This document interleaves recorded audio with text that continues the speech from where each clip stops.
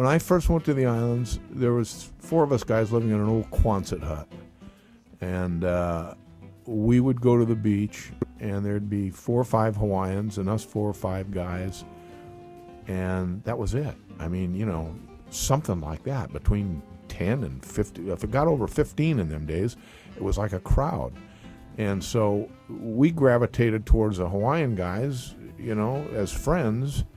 And there was no hostilities at that point, nothing. And I became good friends with Buff. And in fact, they were having some paddling events, and I was in pretty good paddling shape in those days. So my friend Mike Bright, who was the fastest guy in the world at that time, I told Buffalo, I said, "Hey, Buff, you like go to town with us guys? We're going to enter into the Aloha Days paddling." He says, No, let go. I said, "How come, Buff?" He said, "I don't know how to fill out the form." And I said, "Buff, that's okay. I'll fill out all that shit for you." Yeah. So we go to town. Yeah. Come to find out, it's the first time he'd ever been past Barber's Point in his life. He never said 2 words. We all go paddling. We all win something. We get out of the water. We come back. And I didn't have much money in them days. It was a big thing to buy a guy, a hamburger and some French fries. And I bought him a couple of hamburgers and lunch and stuff. Still never said nothing.